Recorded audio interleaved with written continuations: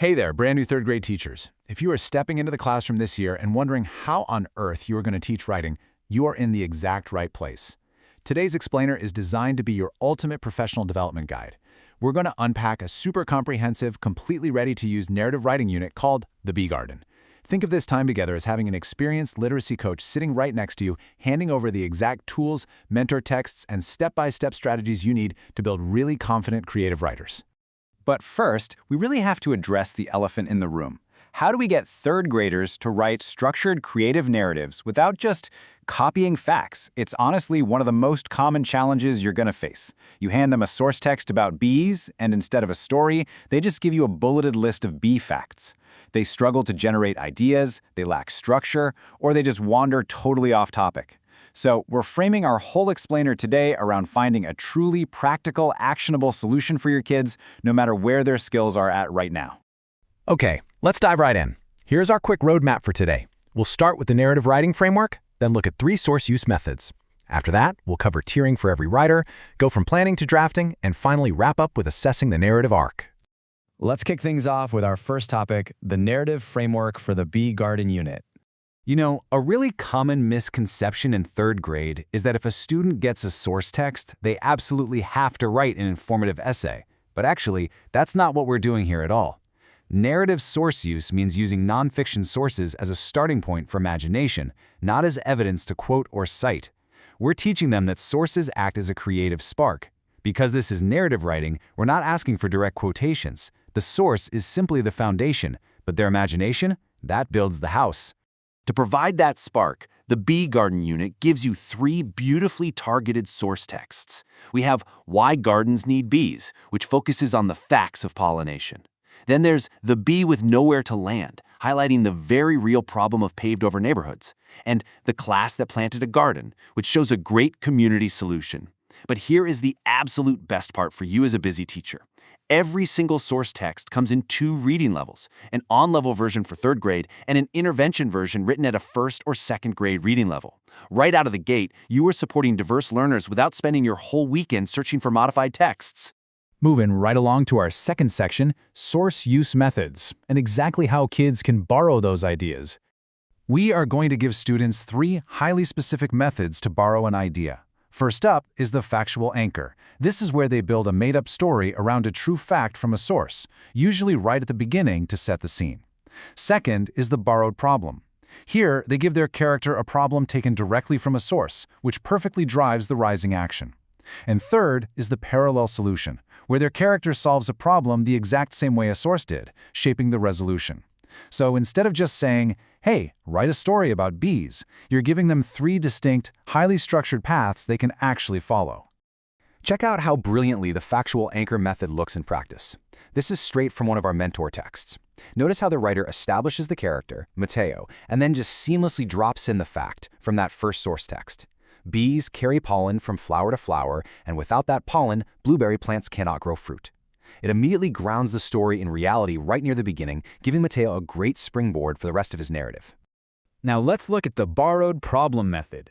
See how the student uses the source to create immediate conflict here?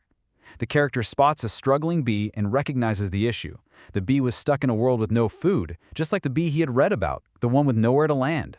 This isn't just reciting a textbook fact, it's using the source to give the character a real, relatable problem that they now actively have to solve in the rising action. And finally, the parallel solution. Here, the student resolves their narrative by mirroring the action from the third source. The characters tackle an empty yard by working the way the garden kids had, a little at a time, side by side. This is so great because it gives students a clear, source-inspired way to craft their story's resolution. They don't have to just guess how to end the story. They borrow the blueprint right from the text. All right, let's transition to section 3, tiering for writers, and how we actually meet all those different student needs. For your struggling writers, you know, the ones who just stare at a blank page, lack writing stamina, or honestly just don't know what to write, you're going to use the intervention formula card. Let me tell you, this is a total game changer for your small group instruction. It features below-grade level support with full sentence frames like, "It all started when," followed by a blank. It completely removes the cognitive overload. It also shortens the narrative arc to just 2 rising action events, which ensures they can actually finish a complete story without feeling totally overwhelmed. Then, for your typical third-grade learners, we introduce the on-level formula card. This one slowly removes the training wheels, so instead of full sentences, it offers partial frames like every morning, blank would blank.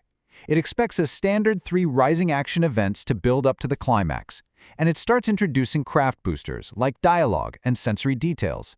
It provides that much-needed structure, but definitely demands a bit more independent thought. And we absolutely cannot forget our advanced writers who really need that enrichment. The enrichment formula card uses highly flexible frames. It still expects 3 well-developed events, but it really challenges them at the end with the synthesis reflection. That means they actually have to connect their character's personal lesson back to the source's big overarching theme. It's a fantastic way to challenge strong writers with advanced narrative structures and richer character development. So the absolutely crucial point here is how beautifully the expectations shift across the 3 tiers of your classroom.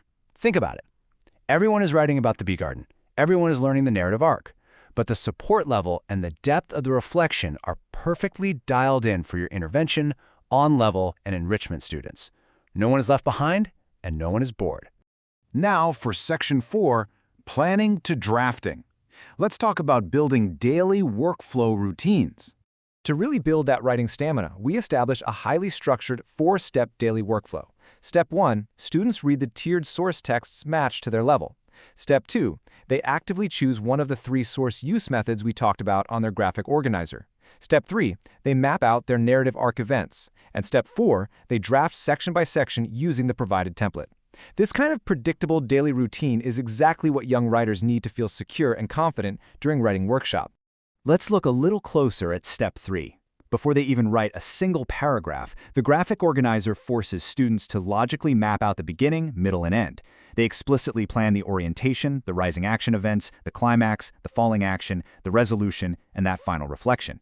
This directly solves that agonizing problem of students who write stories that just wander off topic, or abruptly end in the middle of a scene because they ran out of steam.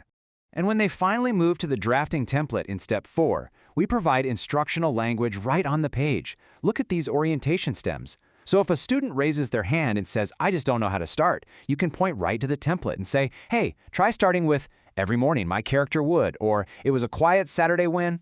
This specific teacher language perfectly bridges the gap between planning and drafting. Finally, let's wrap up with Section 5, Assessing the Arc using the rubric. The Bee Garden unit includes a really clear 4-point rubric. I want to zero in on the source use category. To meet expectations with a 3, an idea must be borrowed from a source and used in the writer's own words. But look over at the score of 1, this is where you catch that super common pitfall. A student gets a 1 if the source is just copied directly instead of borrowed and made new.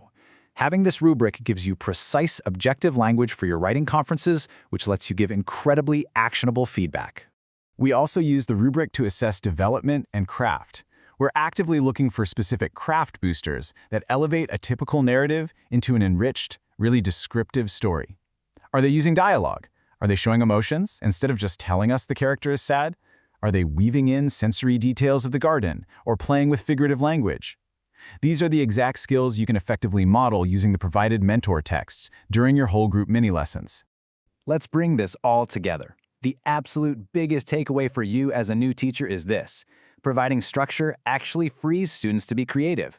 By giving your class tiered formula cards, highly structured graphic organizers, and super specific ways to use sources, you aren't limiting their imagination at all.